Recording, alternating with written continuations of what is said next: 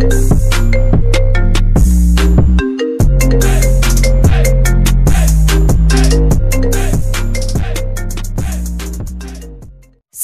2020 adalah sebuah film yang menceritakan kisah wanita muda bernama Libby yang baru saja bekerja di sebuah toko celana jeans. Namun secara tidak terduga, sebuah tragedi telah terjadi yang memberikan pengalaman mengerikan kepada Libby. Nah, bagaimanakah kisah selanjutnya? Bagi yang penasaran, yuk langsung aja ambil posisi rebasan.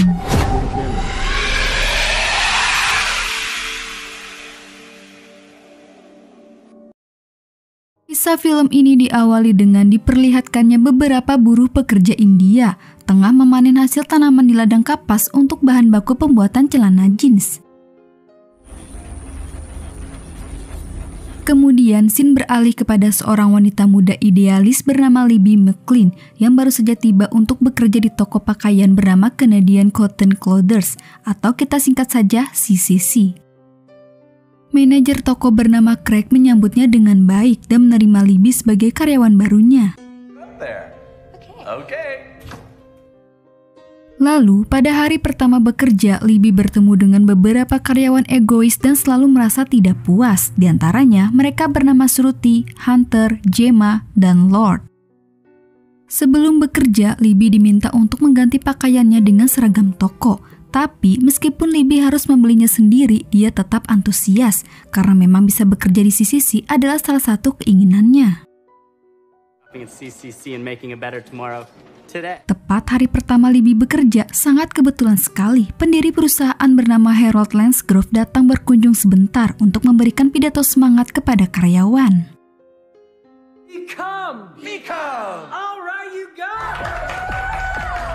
Yang akan bekerja lembur dan tetap di toko hingga besok pagi untuk mempersiapkan peluncuran produk terbaru bernama Super Shapers yang sangat dinanti-nantikan.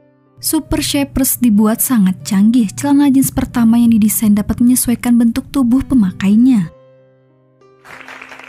Kemudian saat pidato itu berlangsung, Gemma pergi ke toilet dengan menggunakan celana jeans toko yang dia ambil secara diam-diam dari gudang penyimpanan. Tetapi beberapa saat setelah di toilet, hal yang tidak terduga, jeans itu tiba-tiba terus menyempit di area pinggang, membuat tubuh Gemma terpotong menjadi dua hingga membuatnya tewas.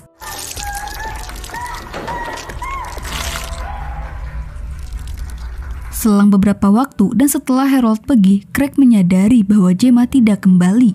Maka dari itu, Craig meminta Hunter mencari keberadaan Gemma. Di toilet, Hunter tidak menemukan keberadaan Gemma, tetapi dia hanya menemukan celana jeans Gemma berada di pintu toilet. Secara aneh, celana jeans tersebut membuat Hunter terpesona, sehingga tanpa sadar Hunter segera memakainya.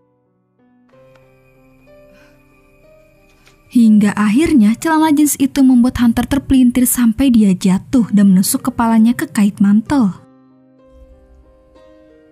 Gemma dan Hunter yang tak terlihat batang hidungnya sama sekali membuat Craig kebingungan lantaran mereka adalah karyawan topnya Craig dan membutuhkan mereka berdua untuk segera kembali bekerja.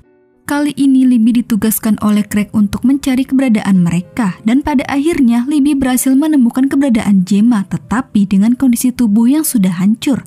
Membuatnya kaget, Libby segera melaporkan kejadian ini kepada Craig. Namun bukannya panik dan menelpon polisi, dia malah merasa khawatir jika polisi atau media dapat memperumit kesempatannya untuk mendapatkan promosi. Karena dengan keberhasilan peluncuran Super Shapers besok sangat menentukan nasib jabatannya Craig.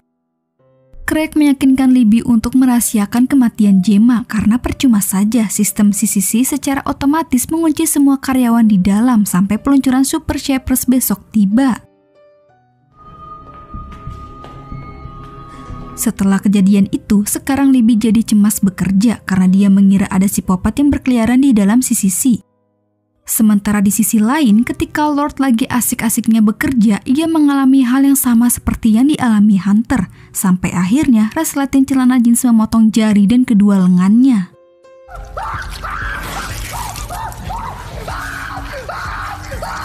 Kemudian bagian celana jeans berubah menjadi seperti mulut yang dapat memotong lehernya Lord hingga membuatnya tewas. Absurd banget, bun. Tidak membutuhkan waktu lama, Craig dan Libby tidak sengaja menemukan sebuah kotak box yang berisi kepala dan beberapa potongan tubuh Lord.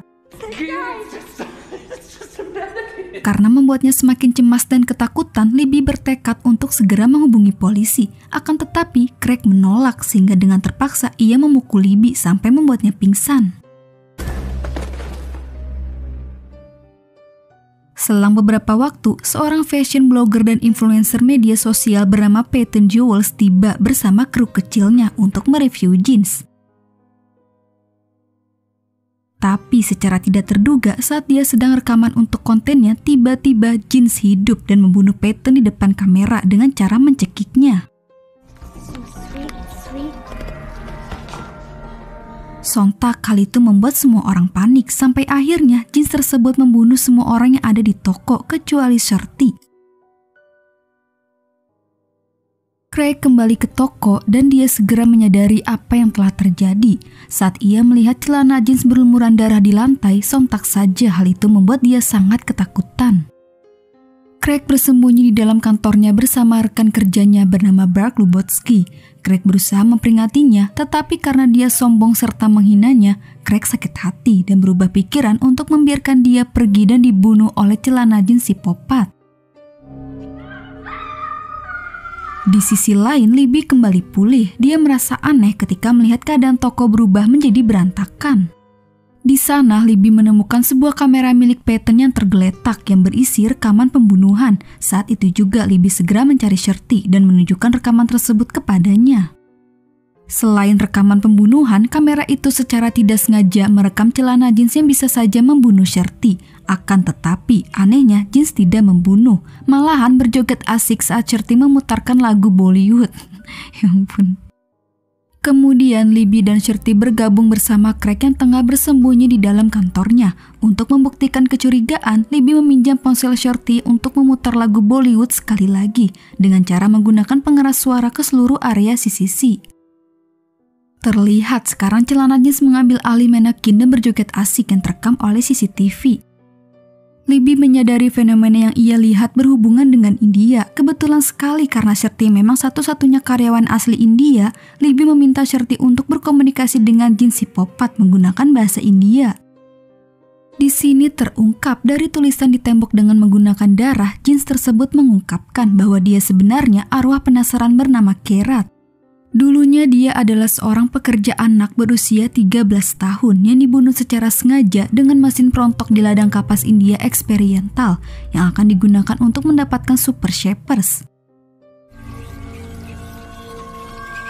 Tentu hal itu membuat Libby dan Shorty marah sehingga terjadi perdebatan antara mereka bertiga. Di sini Craig mengakui bahwa citra CCC sebagai organik dan kemanusiaan adalah dusta. Karena yang sebenarnya CCC mengeksploitasi sweatshop dan GMO. Kerat menuntut keadilan untuk dirinya. Hal tersebut membuat hati Libby dan Shorty terketuk untuk membantunya. Pada akhirnya, mereka berdua mencoba mengekspos cerita Kerat secara terbuka. Dengan imbalan, Kerat harus mengakhiri aksi pembunuhannya. Namun secara tiba-tiba, Craig menyela dan menghancurkan celana jeans manekin dengan alat pemadam api. Libby dan Shorty berusaha mencari Kerat, tapi mereka malah menemukan lebih banyak celana jeans yang sedang memakan jasad.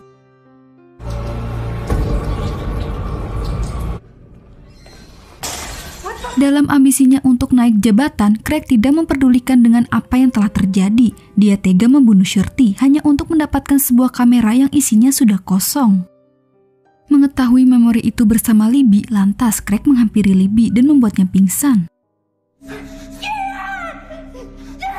Tetapi sebelum Craig bisa membunuh Libby, sekelompok jins datang dan langsung melahap Craig hingga menjadi tengkorak.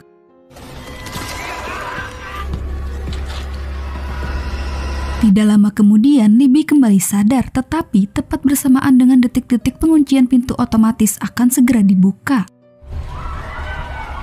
Tidak mau Kerat memakan korban kembali, Libby berusaha menghalangi pintu saat mereka membuka. Tetapi pelanggan yang sangat fanatik membuat Libby terjatuh saat mereka menyerbu toko.